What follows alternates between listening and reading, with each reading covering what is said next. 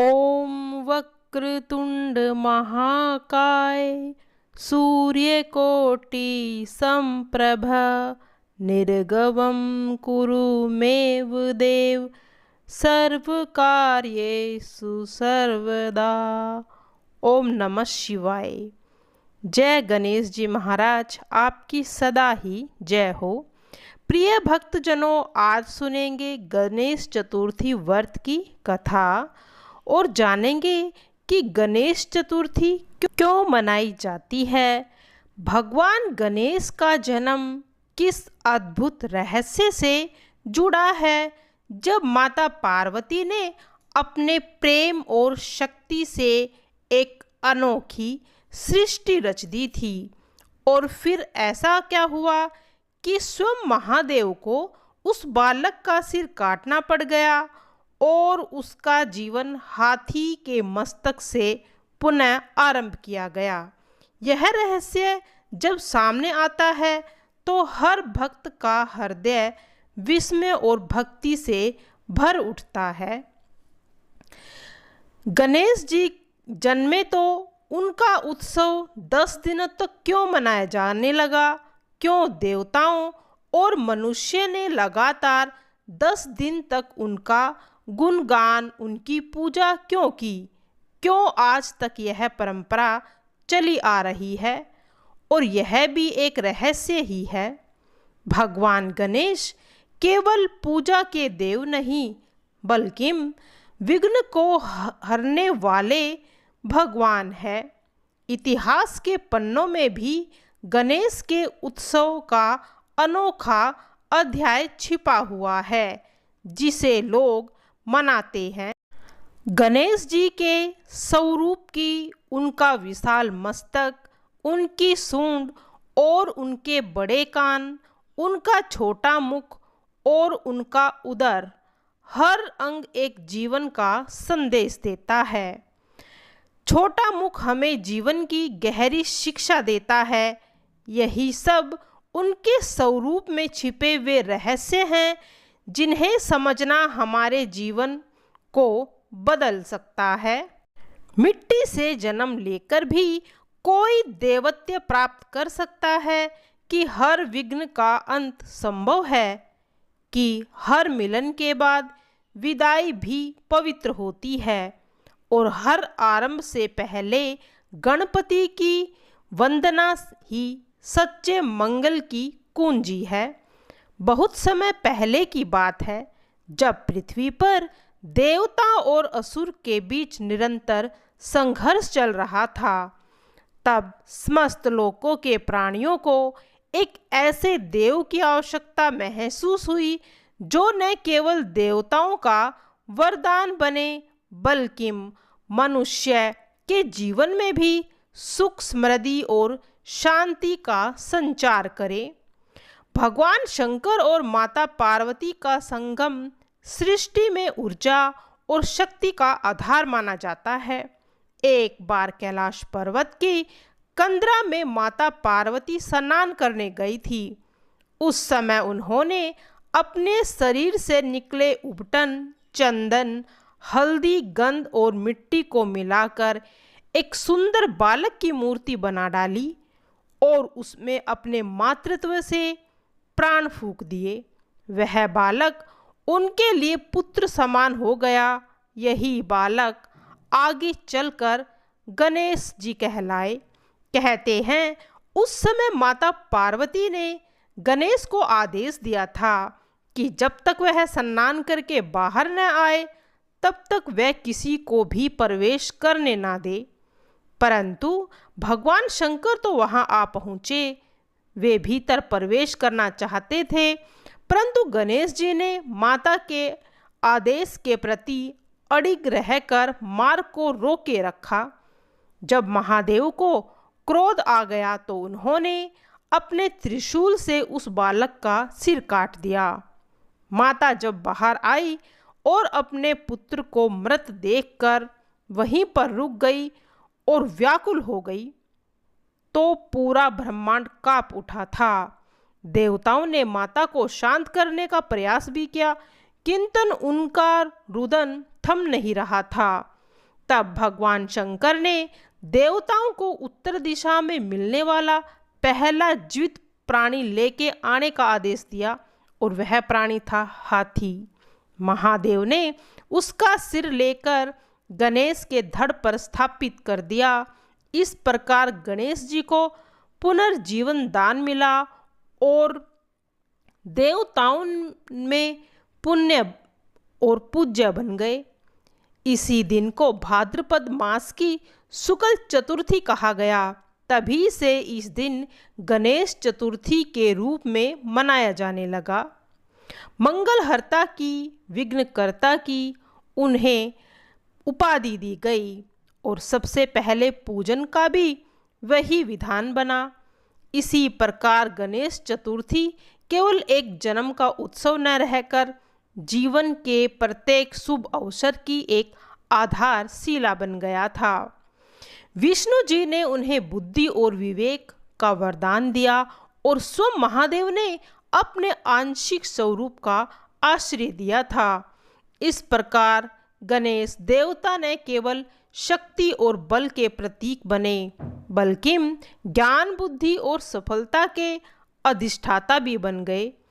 यही कारण है कि जब शुभ कार्य किया जाता है तो पहले गणपति जी का आवाहन किया जाता है। पौराणिक कथाओं के अनुसार जब गणेश जी को नया जीवन मिला और देवताओं ने उनके गुणों का गुणगान किया, तब स्वर्गलोक से लेकर धरती तक 10 दिनों तक उत्सव मनाया गया था। देवताओं ने 10 दिन तक अखंड ज्योत जलाई रखी, भजन कीर्तन हुए, भक्तों को प्रसाद दिया गया। इस परंपरा के आधार पर आज भी गणेश चतुर्थी का पर्व 10 दिनों तक चलता है। इस 10 दिनों में गणेश जी को अपने घर पर आमंत्रित किया जाता है, उसे पूरे सम्मान के साथ पूजा जाता है, भोजन, भक्ति और आदर दिया जाता है और 10वें दिन अनंत चतुर्दशी को विधि पूर्वक उनका विसर्जन भी किया जाता है। यह विसर्जन केवल मूर्ति की विदाई नहीं, बल्कि गणेश जी अपने साथ भक्तों के सभी दुख, संकट और विघ्न लेकर जाकर जल में विलीन हो जाते हैं। परंपरा में एक गहन आध्यात्मिक संकेत भी छिपा है। हमारे जीवन में आनंद और दुख, उत्सव और वियोग, मिलन और विदाई का निरंतर चक्र चलता रहता है। हम श्रद्धा और विश्वास से भगवान को अपने जीवन में आमंत्रित करते हैं और वो ही हमारे समस्त दुखों का नाश करता है। गणेश जी का वाहन मूषक कैसे बना? प्राचीन ग्रंथों में एक अद्भुत रहस्यमय कथा आती है कि गणेश जी का वाहन मूषक कैसे बना था। कहा जाता है कि बहुत समय पहले एक शक्तिशाली गंधर्व था जिसका नाम क्रौंच था। वह अपने अहंकार और बल के मद में चूर होकर अक्सर ऋषियों मुनियों को सताया करता था। एक दिन ऋषि वामन ने उसके अभिमान से तंग आकर उसे श्राप दे दिया। अरे मूर्ख, तू अपने दुष्कर्मों के कारण अब मूषक के रूप में जन्म लेगा। श्राप लगते ही वह गंधर्व तत्काल विशालकाय मूषक बन गया। उसका शरीर इतना बड़ा था कि वह आश्रमों को तोड़ता, खेतों को बर्बाद करता और लोगों का अन्न खा जाता। सभी देवता और ऋषि उसकी उपद्रवशीलता से त्रस्त हो गए थे। तब वे सब मिलकर गणेश जी के पास पहुँचे और उनसे प्रार्थना की कि वे इस मूषक का नाश करें। गणेश जी मुस्कुराए और अपने दिव्य पास फंद से उन्हें मूषक को बांध लिया था। मूषक ने जैसे ही गणेश जी की दिव्यता और शक्ति का अनुभव किया, वह तुरंत उनके चरणों में गिर पड़ा और क्षमा मांगने लगा।